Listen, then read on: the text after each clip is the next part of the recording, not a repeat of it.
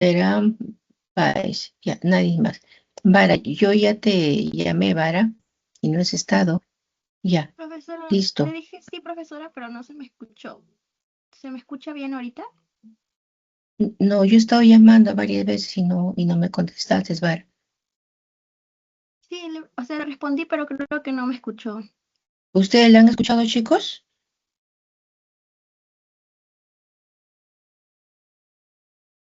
Nadie te ha El escuchado. audio estaba bajito, profesora, pero sí se escuchó como que un murmullo.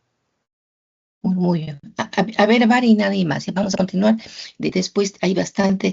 He puesto dos casos clínicos que uno de ellos lo vamos a hacer así en forma individual al final y otro caso clínico que lo van a trabajar para que vayan más o menos manejando, porque en el examen voy a poner caso clínico, como ustedes me dijeron a mí, ponga caso clínico.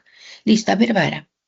Muy bien, como un dato bastante interesante en este estudio respecto al perfil sociodemográfico que realizaron, es que se halló la edad media al fallecer de los respecto a lo que es los hombres, y tuvo un resultado de que la edad media fue a los 67 años, y en cuanto a la edad media al fallecer para las mujeres fue de 72.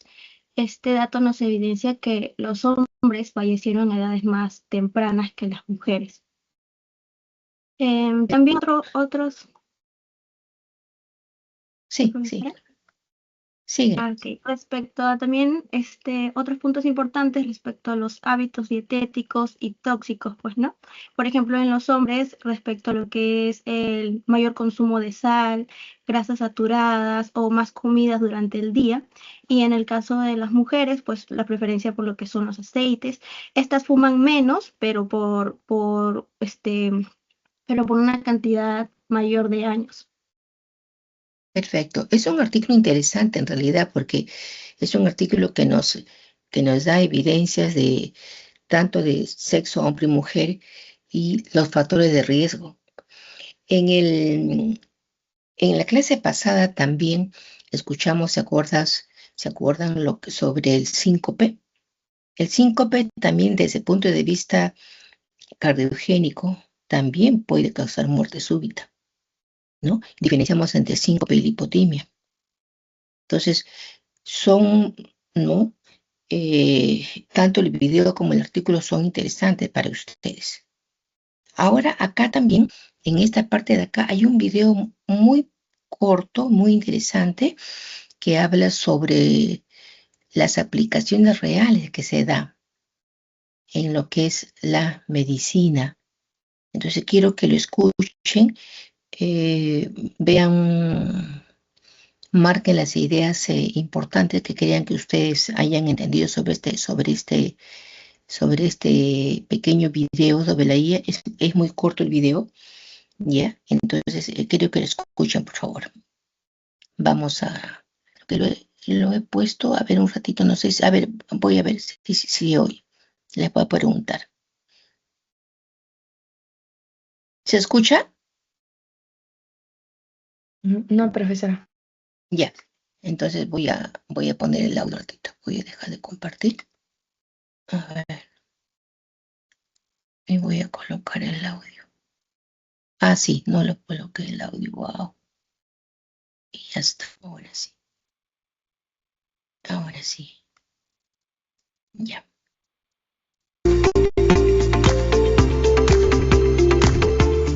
Con los grandes avances demostrados en la actualidad, es extraño que los sectores de la IA y el blockchain no se hayan fusionado en proyectos sorprendentes y más desarrollados. Sin embargo, en los últimos años se está implementando de una manera más activa, dejándonos claro que el futuro de la salud pasa por la inteligencia artificial.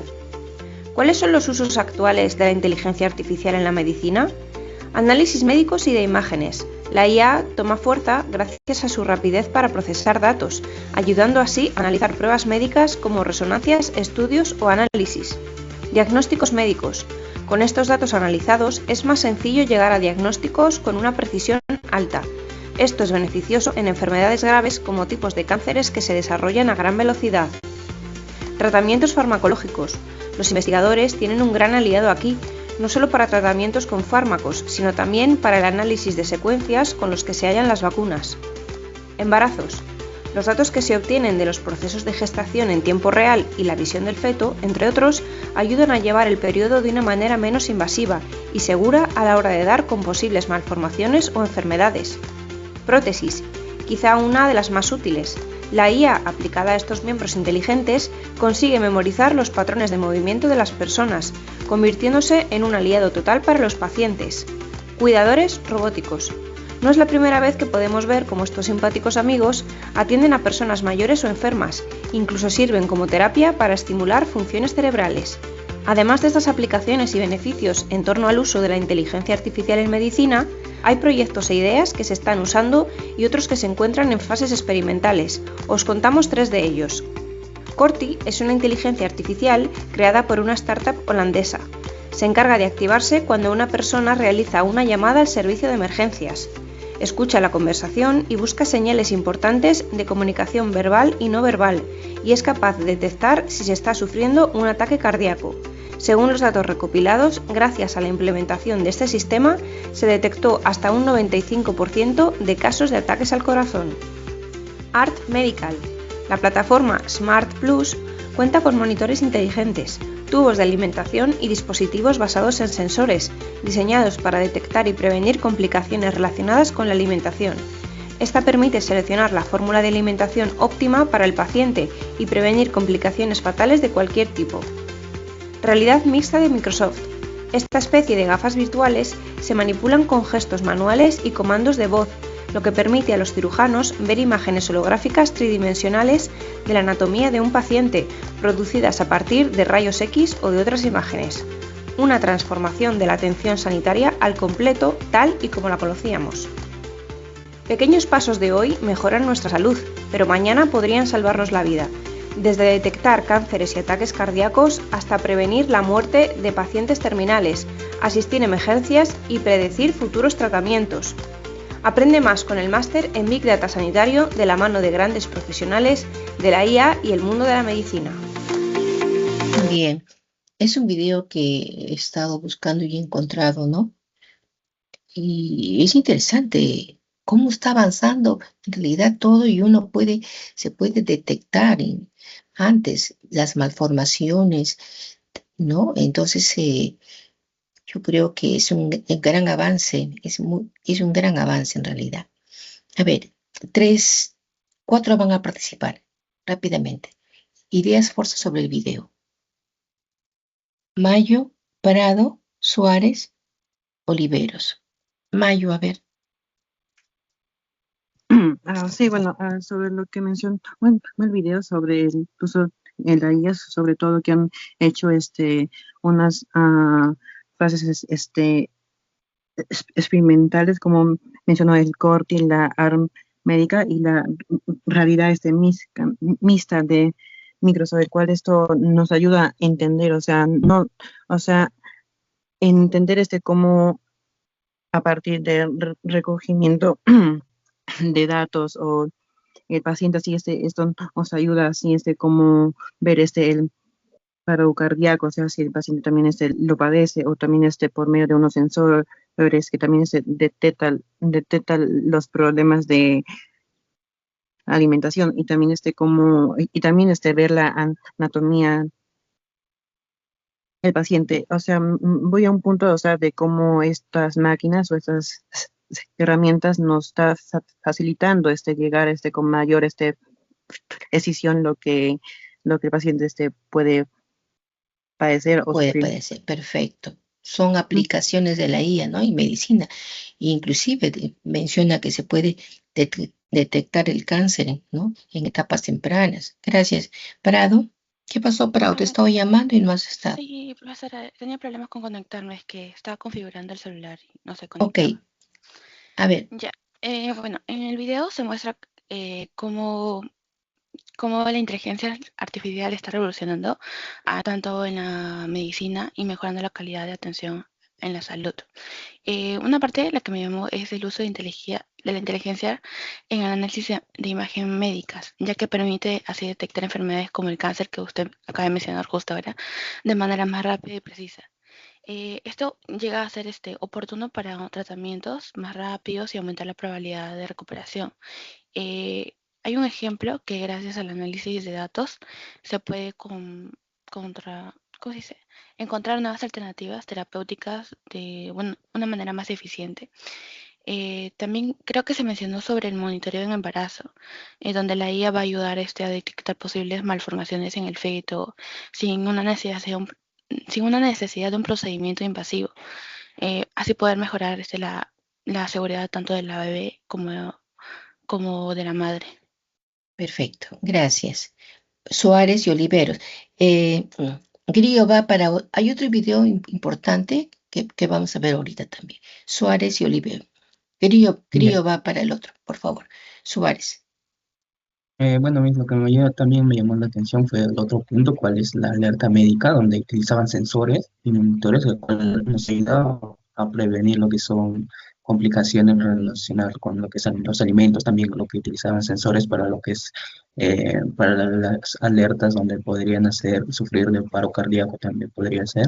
Y también donde lo que más me llama la atención es lo que hacen las simulaciones, donde le mandaban imágenes a la IA y puede prevenir lo que son, como dice mi compañera, tener cáncer más temprano, porque esto nos ayuda ya que no tendrían tantas complicaciones ya con el cáncer.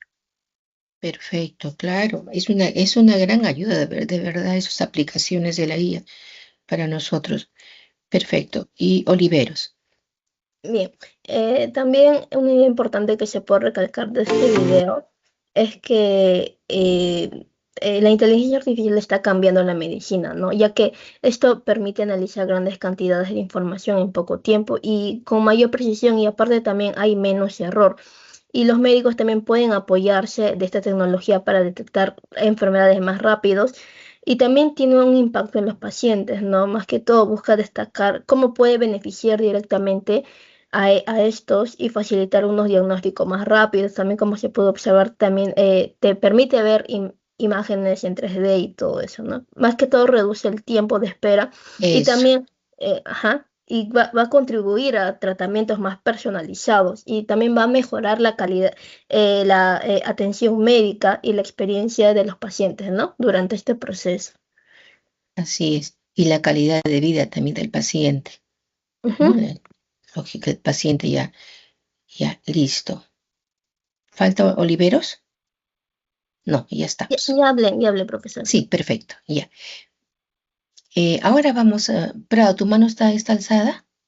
¿Está levantada? Sí, disculpe, profesora. Ya, yo pensé que querías aportar otro.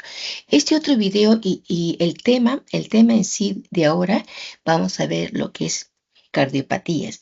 Pero esto es un video de cardiopatías congénitas. El término ustedes ya lo saben manejar, ¿cierto? Congénito, ¿qué cosa es? Y también vamos a ver las cardiopatías adquiridas. Es un video corto, muy interesante. Acá dice, ¿se pueden curar? Vamos a escuchar.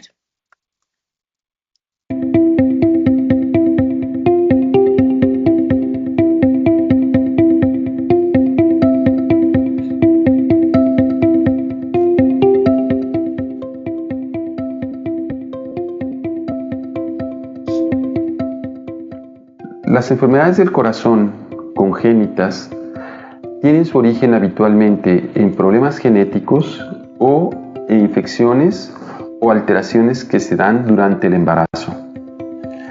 Nosotros llamamos genéticas aquellas que en nuestros genes heredamos la enfermedad, y por teratógenos aquellas que se adquieren por infecciones durante el embarazo, la toma o consumo de algunos productos o sustancias tóxicas, o factores ambientales que puedan afectar el desarrollo del bebé. La prevención de la cardiopatía entonces la dirigimos al cuidado de las madres embarazadas. Evitar el consumo de alcohol, drogas, tabaco o cualquier otro medicamento que pueda causar trastornos en el desarrollo del bebé. Favorecer una buena nutrición y una condición de vida favorable para las mujeres embarazadas, y hacer una atención ginecobstétrica adecuada que nos permita detectar aquellos niños con posible cardiopatía congénita. Cuando se sospecha o se tiene el diagnóstico in útero de una enfermedad en el corazón en el bebé, lo correcto para prevenir problemas es que esa madre sea trasladada antes del nacimiento a un lugar donde pueda ser atendida ella y el bebé adecuadamente. Es decir, hospitales de tercer nivel en el que al momento del nacimiento ya se esté esperando al bebito con cardiopatía para que cualquier problema o eventualidad que presente sea resuelto y para que la atención sea oportuna, de modo que pueda recuperarse pronto y reinstalarse en una vida plena. Es un video corto y muy interesante, ¿no? Porque muchas veces las mamás o las madres gestantes no entienden esos puntos. Una madre gestante en la medida que se pueda, no puede ingerir ningún medicamento. Ustedes bien lo saben, porque todo medicamento tiene efectos colaterales todos. Ingerir también alcohol, ciertas sustancias tóxicas. No se puede porque está dañando al bebé. Entonces, este es un video corto de cardiopatías congénitas, ¿no?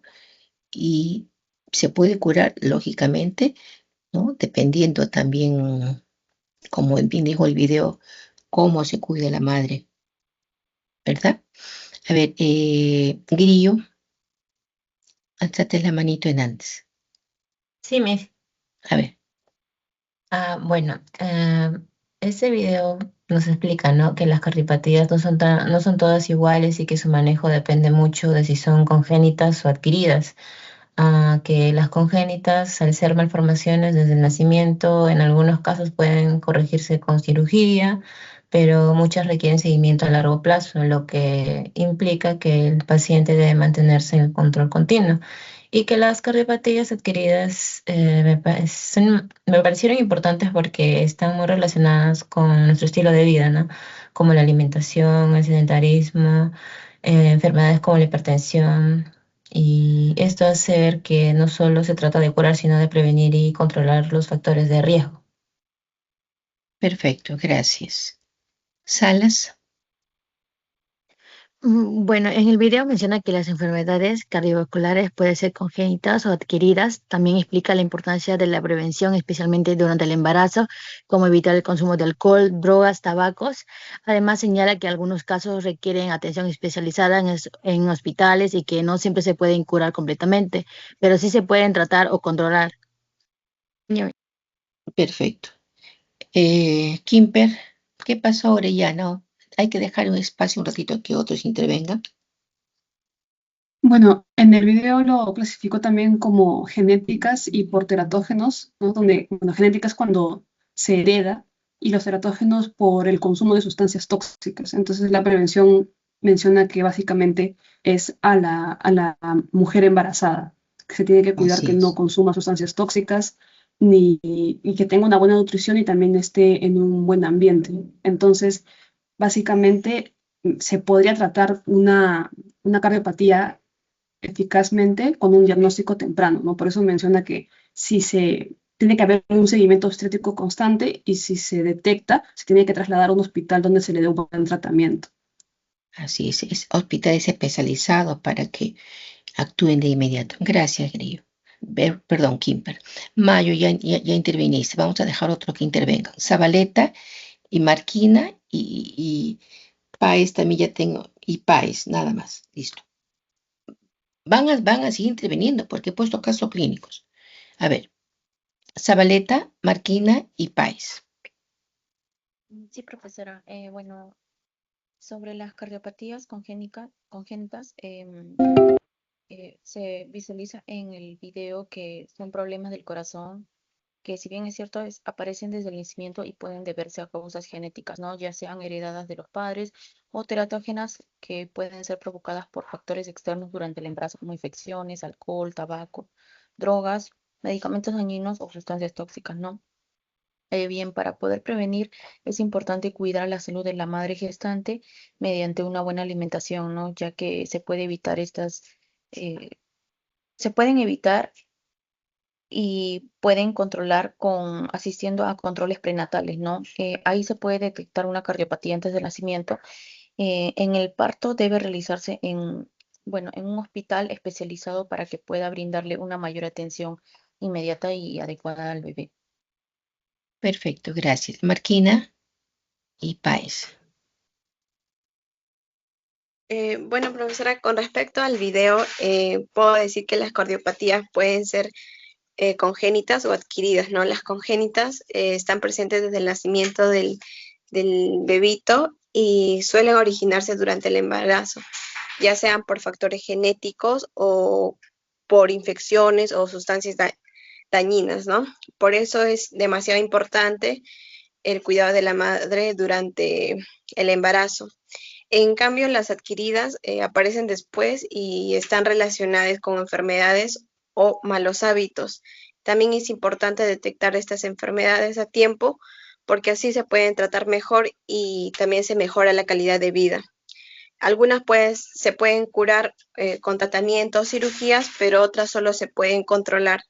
Por eso es la importancia de la prevención. Perfecto, gracias. Culmina Páez. Cierra con Páez. Sí, yo voy a hablar más que nada de la importancia de tener en cuenta algunos síntomas que puede tener la madre, ya que uno de ellos se podría ser como las disneas. Las disneas se reduciría en reposo o con un mínimo esfuerzo, siendo algo muy interesante para tener en cuenta en doctor, ya que no es algo normal en este caso, por lo cual estos síntomas podrían indicar que el feto podría tener riesgo de una falta de crecimiento o tal vez un parto prematuro o un bajo peso o una muerte por lipólisis. Bien, gracias. Listo, vamos a continuar. Entonces, al término de la sesión, vamos a ver, en realidad también hay una lectura interesante, pero les he puesto dos pequeños casos clínicos, ¿no? Vamos a ver si se alcanza. Yo creo que sí, tenemos que avanzar. Alcanza para hacer también el organizado gráfico, ¿no? Listo. ¿Qué es lo que vamos a hacer ahora? Vamos a hablar sobre el concepto de las cardiopatías, cuáles son los factores de riesgo, los síntomas, las complicaciones que puede darse, los tipos de cardiopatía, que es importante porque no solamente hay un tipo, son muchos tipos de cardiopatías que se puede dar tanto en jóvenes, ¿no? Mayormente son en jóvenes. ¿Y qué pruebas diagnósticas se utiliza para ese tipo de enfermedades cardiovasculares? En la próxima semana hacemos, si no me equivoco, enfermedades respiratorias. Entonces, empezamos con el tema. Cuando hablamos de cardiopatías, ¿no? Tiene también otro nombre. Uno puede decirle arteriopatía coronaria. Esta es una enfermedad progresiva. ¿Por qué ese cardio? Cardio viene a ser pues del corazón y miopatía del miocardio. Por lo tanto, es una enfermedad, mi puntero un ratito.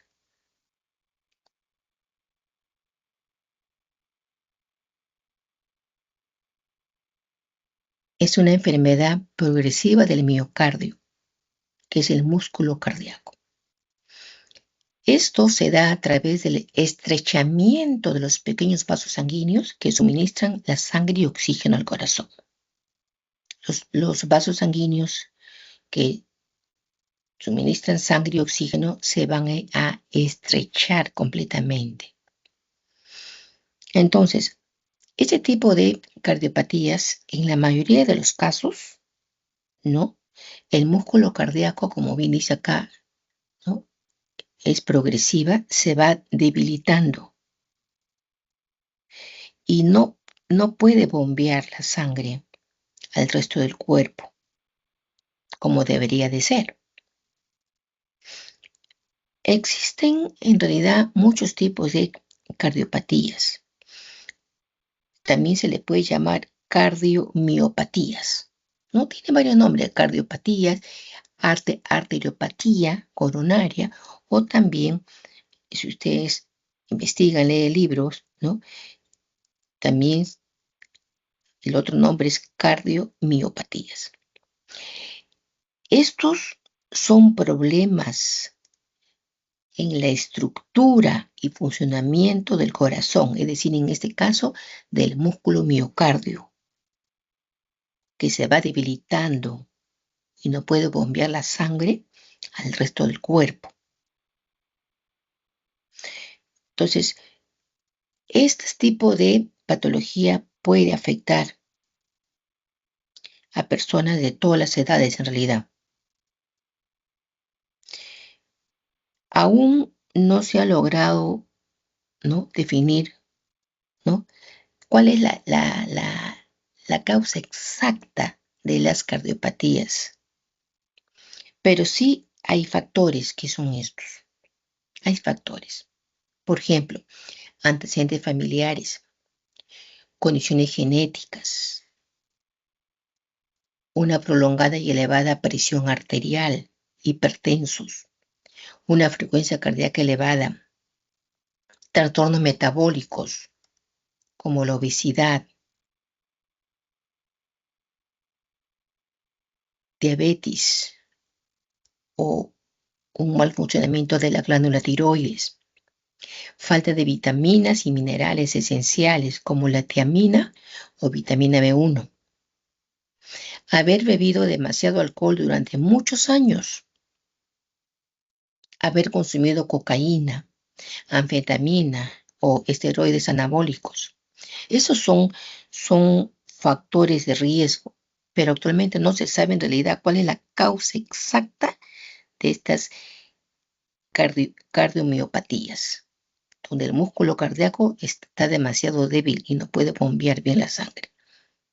El uso de fármacos, también quimioterapéuticos y radiación para tratar el cáncer. Ustedes saben, pacientes que son tratados para el cáncer, ¿no?, están también eliminando células buenas. Entonces, en este caso, ¿no?, al tratamiento del cáncer también involucra que puede padecer de una cardiomiopatía, porque usan fármacos quimioterapéuticos y radiación, y ciertas infecciones que hayan dañado al corazón y provocado cardiomiopatía. Entonces, son factores el de riesgo. ¿Cuáles son los síntomas de las cardiopatías o llamado también cardiomiopatía? Es que el paciente tenga debilidad general y fatiga. Pero hay una cosa que yo les quiero explicar antes de empezar cuáles son los síntomas. Durante las primeras etapas, o sea, al inicio, esas personas no suelen experimentar ninguna sintomatología.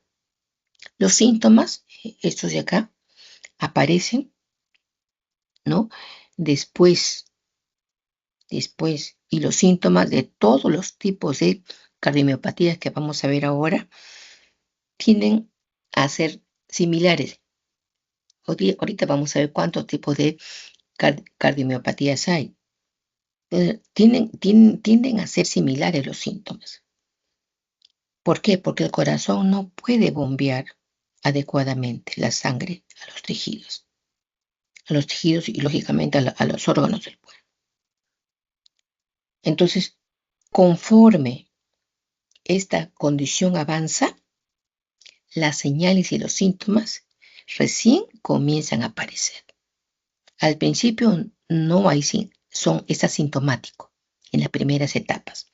¿Cuáles son esos síntomas? Debilidad general y fatiga, dolor de pecho también, palpitaciones fuertes del corazón o latidos cardíacos irregulares, tos al estar acostado, inflamación de las piernas, tobillos y pies, dificultad para respirar, especialmente al realizar ejercicios, mareos y desmayos, hinchazón del abdomen debido a la acumulación de líquido. Y eso tiene un nombre, ¿se acuerda? Ascitis. Entonces, estos son los síntomas, pero estos síntomas aparecen después, conforme va a ir avanzando. Al principio es asintomático. Bien. Vamos a ver la insuficiencia cardíaca. Cuando hablamos de, es decir, las complicaciones, ¿no? ¿Cuáles son las complicaciones de una cardiomiopatía? Si el músculo cardíaco está debilitado y no puede bombear la sangre al resto del cuerpo, sí, a los tejidos y órganos, como debería de ser, hay complicaciones, pues. ¿Cuáles son esas complicaciones? Primero, la insuficiencia cardíaca. Es una complicación. La insuficiencia cardíaca es una condición en donde los músculos del corazón están débiles y el corazón se vuelve incapaz de bombear la sangre suficiente a todo el cuerpo y las personas se vuelven más propensas a sufrir un paro cardíaco mortal. Ellos, complicaciones, es que sufren un paro cardíaco mortal. ¿Por qué? Por insuficiencia cardíaca. ¿Y por qué insuficiencia cardíaca? Porque hay una cardiomiopatía. Miopatía, músculo debilitado. Y acá hay un video también que habla sobre la insuficiencia cardíaca, las causas, los síntomas y el tratamiento. Es un video corto. Escuchen, por favor.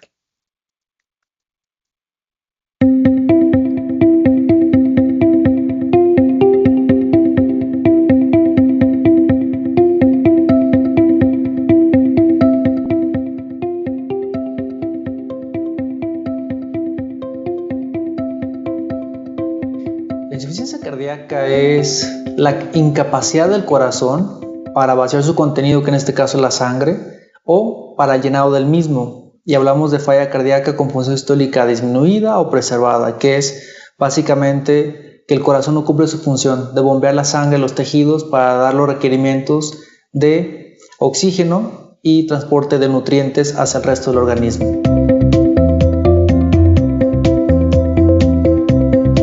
Los signos y síntomas de este padecimiento pueden ser de forma muy insidiosa, en el cual el paciente manifiesta incapacidad para hacer ejercicio que previamente podía hacer, sensación de falta de aire, que de pronto sienta que tenga hinchazón de los pies, que comience a retener líquidos, que cuestiones que antes podía hacer no lo pueda hacer por incapacidad de mantener una adecuada oxigenación y en consecuencia tenga la sensación de que falta oxígeno o falta aire para sus actividades físicas, o simplemente que no pueda realizar una actividad física porque se cansa más fácil de lo habitual.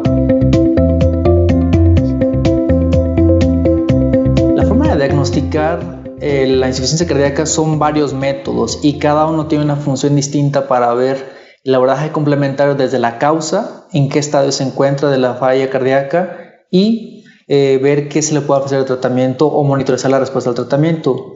De los métodos diagnósticos más habituales son el ecocardiograma, que es un ultrasonido del corazón.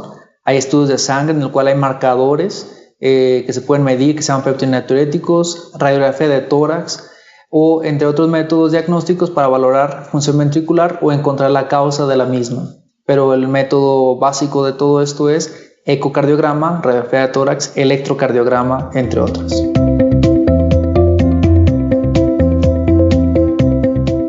El tratamiento no es que sea solo una opción de tratamiento en específico, es todo un conjunto multidisciplinario en el que abarca desde modificación de la alimentación, modificación de los higiénico-dietéticas respecto también a rehabilitación física con ejercicio.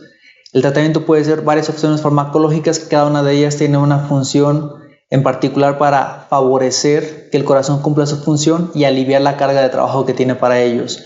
Lo más habitual que la gente conoce son los diuréticos, pero eso solo resuelve síntomas. Hay muchos medicamentos que pueden mejorar el pronóstico de vida, mejorar la función ventricular y en muchos casos revertir hacia que el paciente pueda hacer su actividad física hasta antes de haber tenido el inicio de síntomas de falla cardíaca.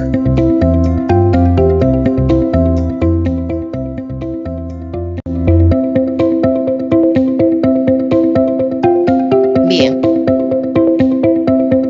es un video interesante, corto, donde nos explica muy bien sobre la insuficiencia cardíaca, ¿no? Cuáles son las causas, cuáles son los síntomas y también la vía de tratamiento. Entonces continuamos. He puesto videos así para que entiendan, porque para mí los videos es una herramienta importante, entendible. Ustedes están oyendo y están, sobre todo, oyen de personas especializadas en ello. Ahora, ¿cuál es otra complicación? Que se presente coágulos de sangre. Es otra complicación.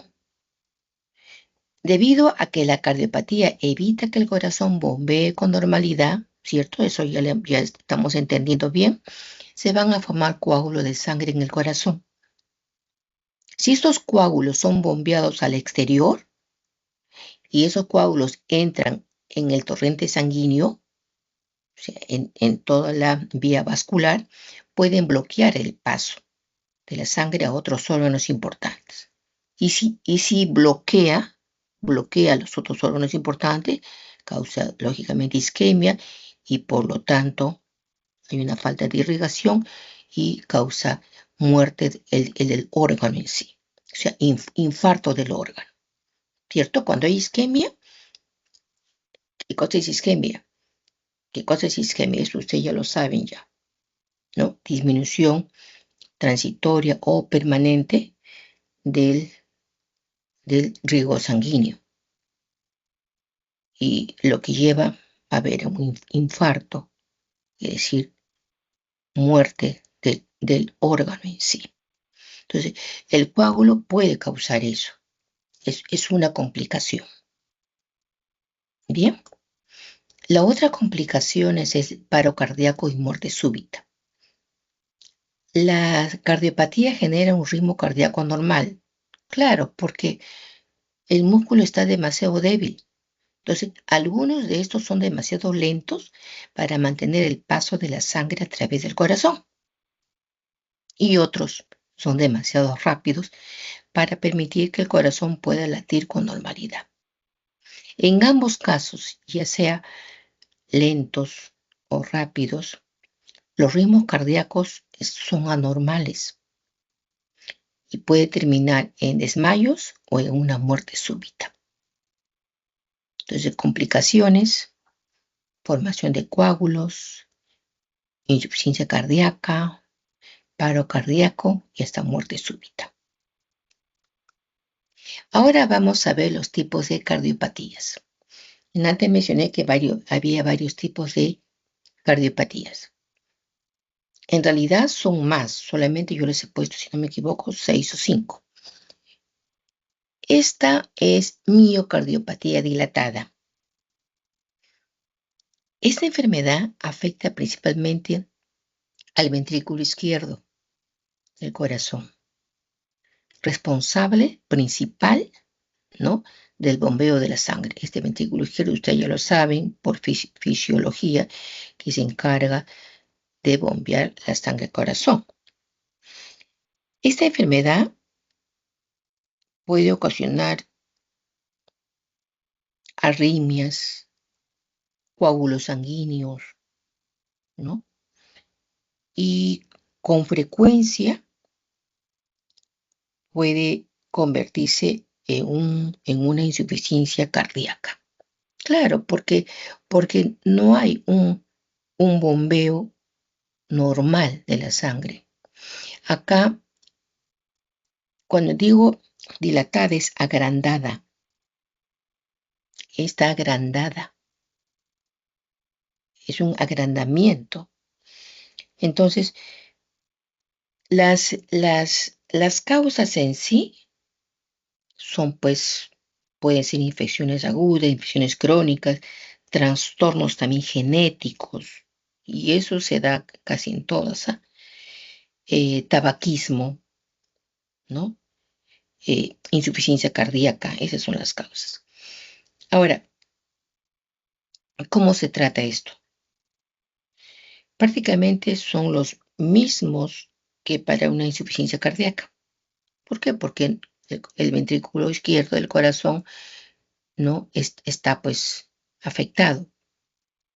Entonces son los mismos que para una insuficiencia cardíaca. Entonces, esto es en cuanto a la miocardiopatía dilatada. Es un corazón que está agrandado, está dilatado. Esta otra es cardiopatía hipertrófica. Igualmente acá. Cuando hablo de hipertrofia, también es agrandamiento, pero no hay proliferación de células, ¿no? Una cosa, y ustedes saben eso por fisiopatología, una cosa es hiperplasia y otra cosa es hipertrofia. En una hiperplasia sí hay cantidad que de una célula se derivan cantidad de ellas. En cambio, en una hipertrofia crece nada más el músculo. Crece sin proliferación celular. Entonces, una cardiopatía hipertrófica es cuando el músculo cardíaco, todo hablamos de músculo, ¿cierto? Tiene una hipertrofia o engrosamiento anormal. Entonces, en esto, la causa principal se debe a mutaciones genéticas, ¿no? Y esta mutación genética causa engrosamiento anormal del músculo cardíaco. Por eso es hipertrofia, agrandamiento. Pero también se puede deber, ¿no?, ocurrir ante personas que tienen hipertensión arterial que prácticamente no le dan importancia. Puede ocurrir también una de las causas, una presión arterial sumamente elevada, alta, ¿no? Y también en el envejecimiento. O sea, no solamente es genético, no solamente es por una mutación genética, también personas que no se cuidan en realidad, ¿no? Toman su pastilla cuando ellos quieren o cuando se acuerdan. Una presión arterial demasiado alta o también en el envejecimiento.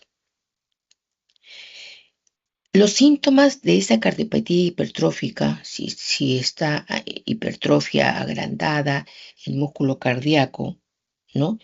Hay pues dolor torácico, ¿no? Entonces, y mareos también.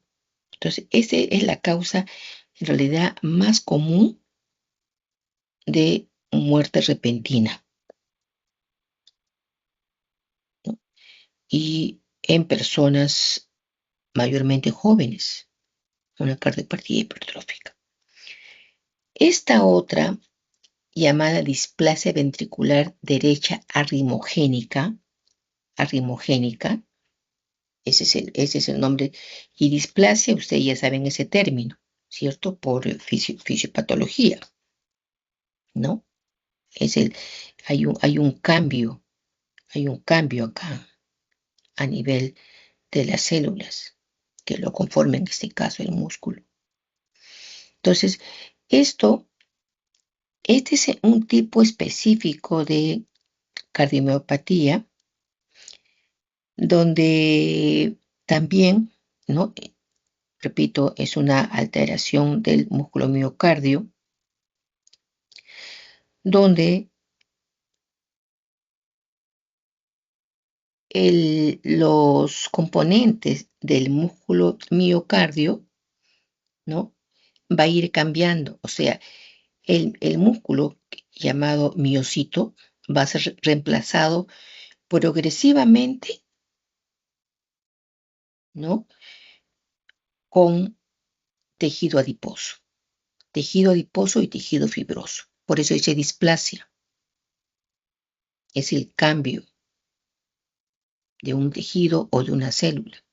Entonces, esto es grave porque ya no hay músculo del ventrículo derecho, ventricular derecha, y eso va a ser reemplazado por tejido adiposo, o sea, por grasa, y tejido fibroso, es decir, por colágeno. Y el colágeno, ustedes saben que tiene una función importante de soporte, ¿no? Entonces, y esto, lógicamente, si es tejido adiposo y tejido fibroso, altera, pues, el sistema eléctrico del corazón y desencadena un paro cardíaco repentino en el paciente. Entonces, esta es una patología en realidad grave, ¿no?, mortal. Displasia ventricular derecha arritmogénica. Y también le llaman cardiomiopatía ventricular derecha arritmogénica. Igual, y la puede llamar displasia o también cardiopatía ventricular derecha. Los síntomas de este paciente tienen desmayos, tienen latidos muy rápidos, demasiado acelerados, o el pulso también es demasiado rápido. Entonces, ¿y esto es en quiénes se da? Y acá está, personas entre 20 y 40 años de edad, personas jóvenes prácticamente. Entonces, esta displasia ventricular derecha se considera la causa más común de muerte súbita en adultos jóvenes. En adultos jóvenes, ¿no? Entonces, esto es importante. ¿Y cómo se le diagnostica esto? ¿No? Se diagnostica mediante exámenes, que ahora vamos a ver, ¿no? Ciertos exámenes como el ecocardiograma, que bien lo mencionó también en el video, examen importante, para examinar pues toda la estructura del ventrículo y evaluar su funcionamiento. Bien. Eso es en cuanto a esas tres patologías. Y acá hay un video que habla sobre la miocardiopatía hipertrófica, ¿no? Hipertrófica, agrandamiento del músculo, en este caso, del miocardio. Lo vamos a oír, ¿ya? A ver. Carteras desde $39.90 y casacas desde $49.90. Solo en Lookers. Conoce Eucerin Epigenetic Serum, que revierte los 10 signos del envejecimiento en 4 semanas. Breve video sobre la causa de la miocardiopatía. Significa alteración del miocardio. Hipertrófica significa un aumento en el tamaño de cada célula. Entonces, miocardiopatía hipertrófica significa, según su misma etimología, alteración del miocardio por un aumento del tamaño celular. La causa de esta enfermedad es genética y por eso siempre hay que descartar otras causas no genéticas que puedan provocar un cuadro parecido, como las causas hemodinámicas, como son hipertensión, valvulopatías u otras cardiopatías congénitas. Recordemos que la miocardiopatía hipertrófica es el trastorno genético cardíaco más frecuente de todos, con una frecuencia de 1 en cada 500 personas, aunque no todas van a expresar la enfermedad en toda su gravedad. La herencia suele ser autosómica dominante y se centra en la mutación de alguna proteína que forma el contenido de la célula del corazón. La más típica es la mutación de la cadena pesada de la beta-miosina. También pueden mutarse otras proteínas y en un cuarto de los casos no se logra identificar al gen mutado. Cabe resaltar que 1% de los casos se produce por la enfermedad de Fabry, una enfermedad ligada al cromosoma X que es importante diagnosticarla porque hoy existe un tratamiento enzimático sustitutivo que podría ralentizar o hasta detener la progresión de la enfermedad. En este dibujo podemos ver a la izquierda un corazón normal, con buen tamaño, tanto en el septo que separa ambos ventrículos como en el resto del corazón. Mientras que a la derecha tenemos un corazón con miocardiopatía hipertrófica típico. Vemos que el lugar donde se ensancha más típicamente el corazón es en el septo que separa a ambos ventrículos. Y este engrosamiento hace que los ventrículos tengan menos espacio para albergar sangre y también endurece a las paredes y esto hace que se relajen menos. Y por último, puede causar desorganización interna celular y por ello muerte, fibrosis y por esto causar arritmias, como veremos luego en el siguiente video. Bien, Y hasta acá un breve video sobre la causa. bien. Entonces, miocardiopatía hipertrófica, donde ya hemos mencionado ya prácticamente, es donde el corazón, el músculo cardíaco va a ser reemplazado por tejido adiposo y tejido adiposo. Bien, acá en ese video lo ha explicado mejor. Esta otra es miocardiopatía restrictiva. Son varias, pero yo no le he puesto todo, pues he puesto 6 nomás, creo, nada más, no hay más. En esta de acá, por ejemplo, es cuando el corazón se llena de forma innecesaria de sangre o que no se pueda contraer bien. En ese tipo de miocardiopatías, el problema principal es el llenado irregular del corazón. Y esto puede afectar a diversos órganos, perdón, como el hígado, pulmones y otros órganos.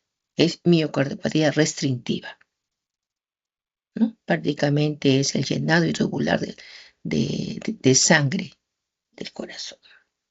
Esta cardiopatía isquémica, esta sí, ustedes ya lo saben, esta afección es causada principalmente por la aterosclerosis. Y esto lo hemos mencionado siempre. Cuando hablamos de aterosclerosis, son placas de ateromas. Esta es una enfermedad en realidad que actúa en un proceso lento, donde se acumula grasa, va a haber colesterol, células inflamatorias, y estas se van a pegar en la pared de la arteria y provoca pues una arteria demasiado estrecha. Ese tipo de cardiopatías isquémicas puede desarrollarse en décadas y los síntomas aparecen únicamente hasta que la enfermedad está muy avanzada. En realidad comienza desde jóvenes. Tanta grasa que se ingiere, ¿no? Tanta grasa que uno come en los alimentos, ¿no? Recién se manifiesta a partir de los 50 años. Y eso algunos hasta antes. Por eso dice que se desarrolla por décadas. Y los síntomas aparecen únicamente hasta que la enfermedad está muy avanzada. Y cuando está muy avanzada, tiene consecuencias, pues, porque prácticamente esa luz de la arteria está ocluyendo una placa de ateromas, colesterol, células inflamatorias. Entonces, ¿y qué consecuencias trae? Infarto agudo miocardio, también angina de pecho. Entonces, importante eso, cardiopatía isquémica. Una cosa es aterosclerosis, y eso lo hemos mencionado varias veces, ¿no? Y otra cosa es arteriosclerosis, ¿cierto? Arteriosclerosis es cuando se produce cuando los vasos sanguíneos, en este caso arterias, se llenan, que las arterias tienen una función de llevar oxígeno y nutrientes al corazón y al resto de todo el organismo, se van a engrosar, las paredes se van a engrosar y se van a endurecer. Ese es aterosclerosis. Aterosclerosis, eso se va a endurecer. Entonces, si las arterias no están endurecidas, lógicamente también la sangre no pasa en forma laminar, pasa en forma turbulenta, dañando a las paredes de los vasos. Una arteria sana es flexible y es elástica. ¿Para qué? Para que la sangre, ¿no?, pase en forma tranquila, en forma laminar, y las paredes estén intactas. Bien. Ahora, la otra es cardiopatía congénita. Esta cardiopatía congénita, esta es cuando existe un problema con la estructura y funcionamiento del corazón. Y eso le han escuchado en el video, desde el nacimiento. Esto se denomina como cardiopatía congénita. Suele ser una de las mayores causas de muerte de bebés durante el primer año de vida. Pero le han escuchado ustedes en el video que eso tiene que verse antes que suceda todo esto y llevar a los niños en los centros especializados. Bien. Acá hay un video con eso vamos a escuchar y con eso ya descansamos un ratito, que habla sobre cardiopatía isquémica y explica muy bien sobre cardiopatía isquémica. Yo les estoy colocando todo esto, por favor, porque si los casos clínicos pueden ser de una cardiopatía isquémica, ustedes están escuchando el video, ¿no? Y estamos hablando sobre ello, puede ser una miocardiopatía también hipertrófica. Han escuchado el video y estamos hablando de ello. Vamos a escuchar este video. Siempre hay propaganda. El miocardio son parte de la misma enfermedad. Ahí está. La angina de pecho y el infarto de miocardio son parte de la misma enfermedad, ¿no? Lo que los médicos llamamos cardiopatía isquémica. Esta enfermedad lo que básicamente traduce es que se obstruyen, se taponan las tuberías, lo que llamamos arterias, que llevan la sangre al corazón, para que éste se pueda contraer. Aquí vemos en esta maqueta estas tuberías que se distribuyen por todas las zonas musculares, ¿no?, del músculo cardíaco. Y vemos aquí, por ejemplo, que se produce una obstrucción. Esta obstrucción lo que hace es impedir que llegue la sangre a esta zona del corazón. Si esto ocurre de una manera rápida, se produce un infarto. El paciente nota dolor en el pecho de manera rápida, sin ningún antecedente previo, y enseguida pues nota que se encuentra enfermo. Si esta obstrucción se produce de manera más lenta, ese dolor puede ser más recortado, producirse solo cuando hace algún esfuerzo, y eso que sería la angina de pecho. Si miráramos dentro de estas tuberías, veríamos lo que se produce es que se van llenando, obstruyendo esas tuberías por colesterol, por placas de colesterol. Si esto llega a obstruir de manera casi completa, pues podría producirse la angina de pecho o el infarto. Si produce rápidamente, se tapa esto con un coágulo de sangre, se producirá un infarto. Si esto se produce lentamente y no llega a obstruirlo del todo, se produce la angina de pecho, que solo nota el paciente dolor cuando hace algún esfuerzo mayor al habitual. Esta sería la diferencia entre una enfermedad y otra. En el infarto, el síntoma que predomina es el dolor en el pecho. Es un dolor que los pacientes describen como una opresión, como si tuvieran a alguien sentado en el pecho, y que a veces se puede irradiar hacia la espalda, hacia la mandíbula, incluso hacia la boca del estómago. En el caso del infarto agudo, normalmente ese dolor empieza de golpe. En cambio, en el caso de la angina de pecho, ese dolor suele aparecer más en el esfuerzo. Cuando el paciente camina o sube unas escaleras aparece el dolor, y en cambio cuando para, el dolor cede. Hay algunas poblaciones que sienten el dolor de una forma especial, como son las mujeres, la gente mayor y los diabéticos. En estos casos pueden predominar síntomas más inespecíficos, como un malestar general o una falta de aire, o incluso pérdidas de conocimiento relacionadas con el infarto. En cuanto al diagnóstico, lo más importante es hacer un electro en los primeros momentos de ese dolor. Por lo tanto, es importante que si alguien siente un dolor de esas características, acuda a urgencias cuanto antes. A partir de ahí, nosotros iremos decidiendo si se necesitan más exploraciones como analíticas, ecografías o incluso un cateterismo. Bien, es un video bien interesante, inclusive está ahí comparando esos dos que ya hemos visto la semana pasada ya, infarto y angina, y esos dos corresponden prácticamente a lo que están hablando en el video. Esto vamos a descansar un ratito, ya, descansamos 10 minutos, después paso lista y luego avanzamos esto. Ahorita son 10:43, descansamos 10 minutos, ¿les parece? No se me vayan, se levantan por favor, me levantan, toman algún líquido, yo pero siempre hay que levantarnos un ratito. ¿Listo? 10 minutitos, ¿ya? Para empezar esto. Listo.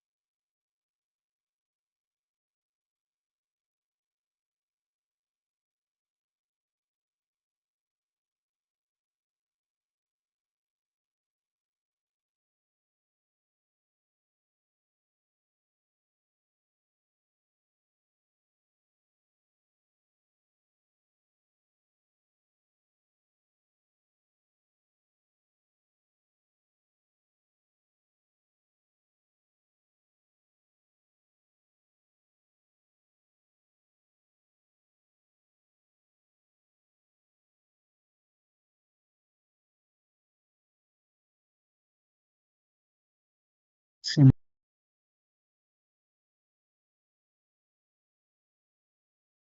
ello, se pueden obtener datos sobre el tamaño del corazón. A ver, las ventas, ya ustedes saben, ¿no? La historia clínica y el examen físico también importantísimo, ya le hemos tocado eso en la otra clase anterior. ¿Cuáles son las pruebas especiales? Electrocardiograma. El electrocardiograma, ¿no?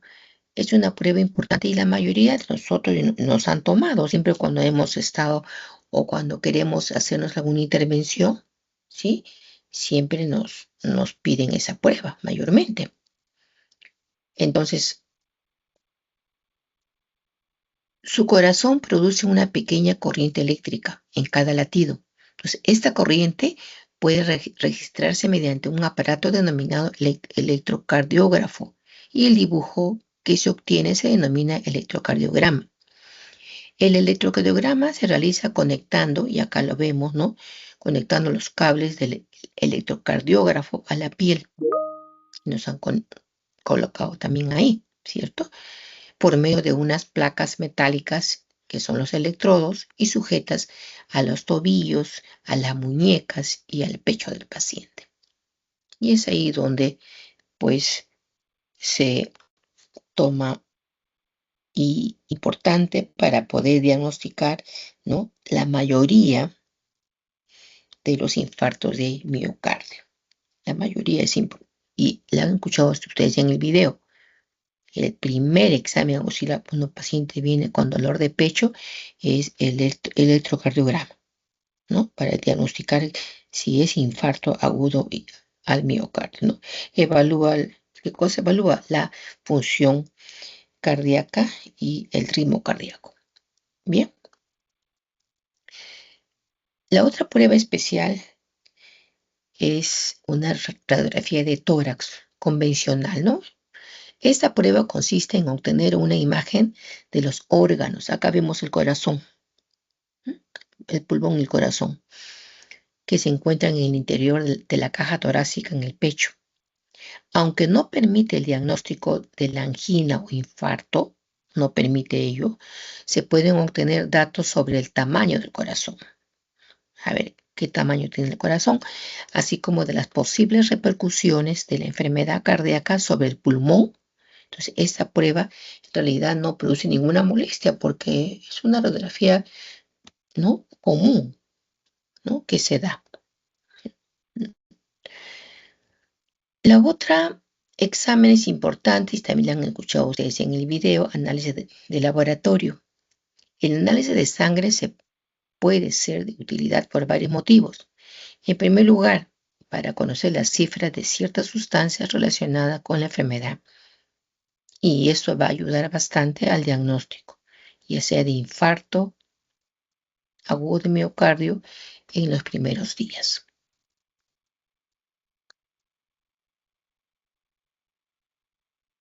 Esta otra prueba llamada prueba de esfuerzo, y acá lo vemos, ¿no? Sirve para determinar el nivel de esfuerzo que puede tolerar el corazón. Además de ayudar al diagnóstico correcto, esta prueba de esfuerzo, o llamada también ergometría, tiene dos nombres, es muy útil para valorar la eficacia del tratamiento después de un infarto agudo de miocardio. Y este se puede realizar ya sea andando sobre una cinta o tapiz, ¿no? Rodante o bien pedaleando también, ¿no? Acá es un tapiz que está andando también pedaleando en una bicicleta que está parada, ¿no? Entonces es una prueba el esfuerzo.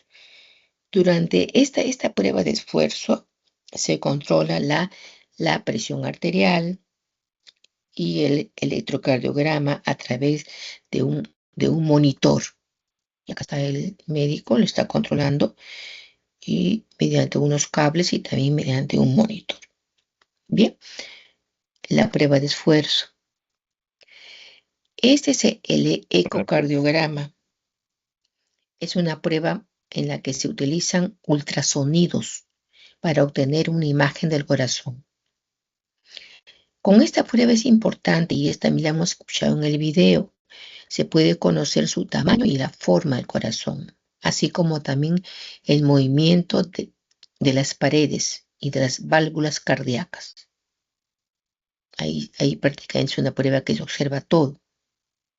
Sin embargo, las arterias coronarias no se pueden ver. Una de las aplicaciones de esta prueba es observar cómo se contrae el corazón después de un infarto de miocardio. Y acá vemos un ecocardiograma. Esta prueba en realidad dura solamente de 15 a 30 minutos. El paciente tiene que estar acostado, tiene que estar tranquilo, y se le pone en el pecho primero una pasta, ¿no? Una pasta como una gelatina, te coloca en el pecho y sobre ella se coloca un pequeño aparato que sirve para transmitir la imagen del corazón a la pantalla que está observando el médico que está tomando la prueba. Es una prueba importante. Hay otra prueba llamada prueba de Holter. Y eso se coloca, y acá está con un pequeño monitor. Entonces, esta técnica consiste en registrar su electrocardiograma durante 24 o 48 horas en una grabadora que se lleva colocado en la cintura y conectada a unos cables, que son los electrodos, pegados en el pecho. El electrocardiograma grabado en la cassette se estudia después de un analizador correspondiente. Ahora hay otro tipo que te colocan en el brazo, ¿no? Pero es la prueba de Holter. Este método en realidad no causa ninguna molestia, ¿no? Y es de mucha ayuda para el diagnóstico de las alteraciones del ritmo cardíaco, o sea, las arritmias. Y también nos sirve de mucha ayuda para determinar algunas formas de angina de pecho. Entonces, esto también, ¿no? A lo menos a mí me han tomado porque pensaron que era presión arterial alta, pero no tenía, ¿no? Pero me colocaron en el brazo. Estuve así todo un día y es una prueba que no tiene ninguna repercusión, no duele. Esta otra prueba es una prueba especial, es un cateterismo cardíaco. Mediante esta prueba se obtienen datos muy precisos en realidad sobre el funcionamiento del corazón. Algunos de ellos imposibles de obtener por medio de las pruebas que acabamos de mencionar. Fundamentalmente se realiza para ver con claridad las arterias coronarias y las lesiones que pueden tener en las arterias. Pero para obtener esta prueba, ¿no? Es importante introducir, ya sea por el brazo o por la ingle, unos tubos finos llamados catéteres, que a través de una vena o una arteria llegan hasta el corazón. Y a través de ellos se miden las presiones y se inyecta un líquido de contraste para ver las cavidades del corazón y las arterias coronarias. Los catéteres se van a introducir, pero tienen que colocarle anestesia local, ¿no? ¿Por qué? Porque se va a inyectar una sustancia de contraste. La sustancia de contraste se llama sulfato de bario. Entonces, y cuando le colocan esa sustancia de contraste, el paciente no siente una sensación de calor, pero lo puede tolerar. Y es un calor pasajero, ¿no? Hasta que ya se obtenga lo que quiere indagar el médico. Es una prueba que causa alguna molestia, sí, causa molestia, pero es tolerable, Bien, ahora sí. Ahora sí, vamos a empezar, aplicamos el aprendido, son las 11:10. Acá hay un caso clínico que yo les he colocado y esto ustedes mismos lo van a leer. ¿Ya? lo van a leer en forma individual. Prácticamente este caso clínico, la respuesta está ahí en el caso clínico. Entonces, los casos clínicos que yo coloco, ustedes tienen que analizar bien, bien y dar un diagnóstico lo más probable que se pueda mediante las características que yo he colocado ahí. Eso lo van a hacer ahorita en forma individual, porque si lo hacen en forma grupal vamos a demorar mucho. Entonces, yo voy a llamar a cualquiera de ustedes, ¿no? Para que me diga cuál es el diagnóstico posible y por qué fundamente su diagnóstico. ¿Por qué creen que ustedes están mencionando ese diagnóstico? Es fundamental el diagnóstico. Entonces, les dejo un ratito, lean, por favor, ya no les interrumpo, yo voy a llamar a cualquiera.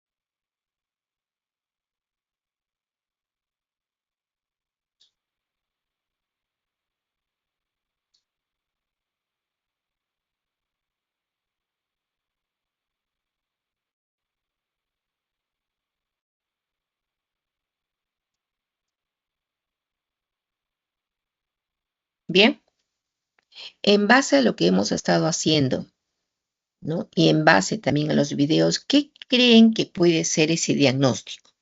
A ver, yo voy a llamar a ver si están ahí. Guamán, Guarot, Sí, profesora.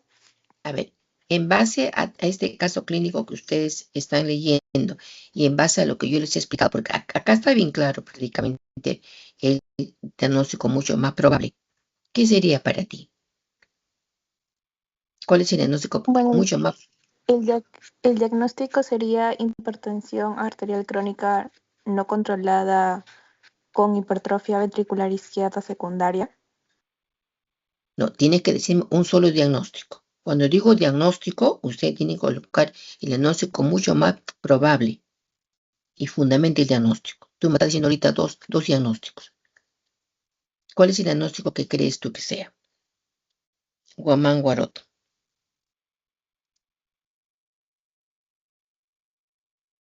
Sería entonces hipertrofia ventricular izquierda Pero secundaria, ya que el diagnóstico, conforme yo les he mencionado las diversas patologías de las cardiopatías. Tú me estás hablando de lo que dice el caso clínico. A ver, Ulcay, Sí, profesora. Sería el diagnóstico de cardiopatía hipertensiva. hipertensiva. En lo que hemos hecho nosotros en la clase hay cardiopatía hipertensiva, te digo, te pregunto, hemos hecho ahorita en la clase ese tipo de miocardiopatías, ¿ves? No, Ya. ha sido de la restrictiva, isquémica y la congénita. Rosales, no, Rosa Chumpitas, ¿cuál sería tu diagnóstico ahí? Rosa Chumpitas, en base a ¿Rosales? a lo que he leído. No, Rosas Chumpitas, Rosas. ¿Rosas está? Sí, una A ver, miocardiopatía, miocardiopatía hipertrófica, ¿ya? ¿Por qué? ¿Por qué? porque hay un engrosamiento del miocardio y una desorganización en las fibras musculares que favorecería las arritmias que está sufriendo. Ojo, ahí dice bien También. claro el por qué en el caso clínico. A ver, alzó la manito Vázquez Torres. Sí, profesora, según A lo que ver, entiendo, se refiere a una cardiopatía hipertrófica, por lo que hay un engrosamiento en el septo y en un video mencionó que esa era la más común. claro, gracias, claro, acá está. Acá se realiza ecocardiograma transtorácico y se ve en el sexto interventricular es 20 milímetros y espesor diastólico de la pared posterior 16 milímetros, ventrículo izquierdo.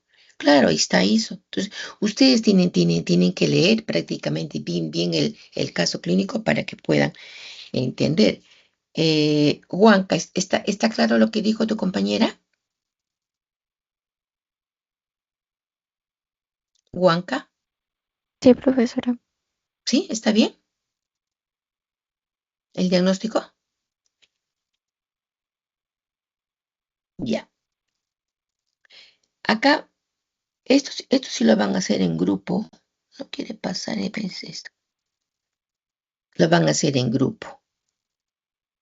Esto de acá. Paciente de 55 años de edad acude a consulta por dolor torácico recurrente. Refiere dolor opresivo retroesternal, aparece al caminar rápido, subir escaleras, irradia el brazo izquierdo, dura de 5 a 10 minutos y cede con reposo. Factores de riesgo, hallazgos semiológicos y las preguntas son estas. Estas preguntas las van a resolver, ¿ya? Vamos a hacer eso, lo principal eso, ¿ya? Y acá también está la explicación, no, esto de acá no, esa es la respuesta para que después le vean. Entonces, esto de acá me lo van a trabajar ahorita, por grupo, ¿ya? Entonces, voy a dejar de compartir y esto que están viendo, y lo voy a dejar ahí. A ver, tómenle foto, por favor. Si no, ¿qué características hacen que el dolor sea típicamente anginoso? ¿Qué rol tienen los factores de riesgo? ¿Y por qué el dolor aparece con el esfuerzo? ¿Cuál es el diagnóstico mucho más probable? Van a trabajar en grupo mejor, ¿ya? Este de acá. Dejo de compartir y van a trabajar en grupo. La mano está alzada, Vázquez.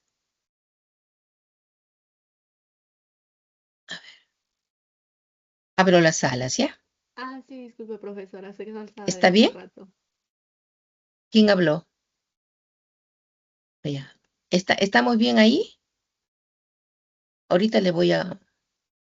¿Me han entendido? Mis. Ya. Abro la sala.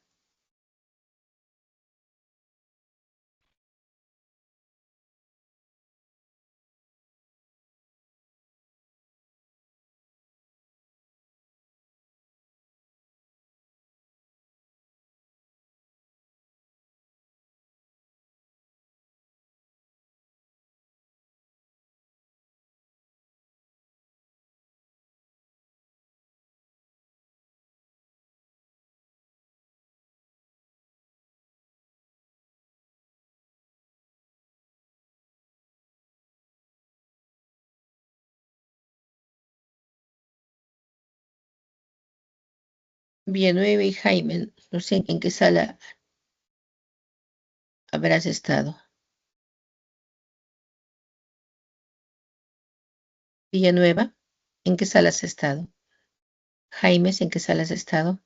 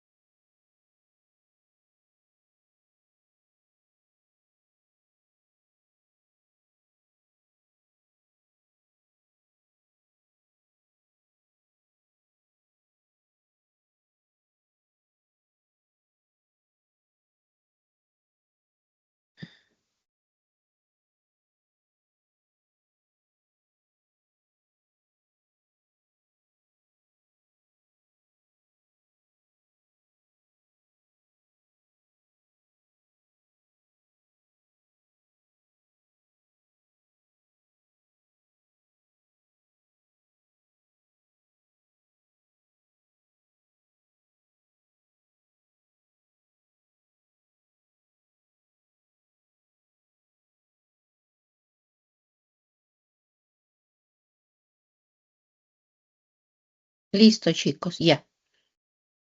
Ahora sí. Listo, a ver. Profesora, disculpe. Sí, sí, ¿quién Cuando es? entró a la sala 4, no, Guillermo. Jaime, yo he Sí, estado lo que llamando pasa, en antes he estado llamando listo y no has sí, estado y ahora te veo en la clase.